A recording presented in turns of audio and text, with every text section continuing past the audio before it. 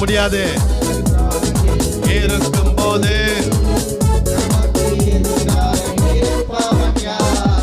கர்த்தர் மேல் பாரத்தை வைத்து விடு, கலங்கி தவிக்காதே. அவரே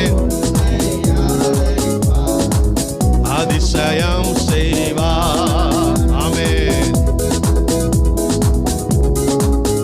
ஆமென். அவரே, ஆமென், அவரே உன்னை அதிசயம். ஆமென்.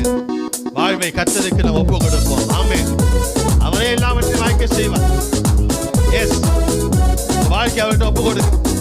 உங்க இருதயத்தை ஒப்பு கொடுங்க. எல்லா சூழல்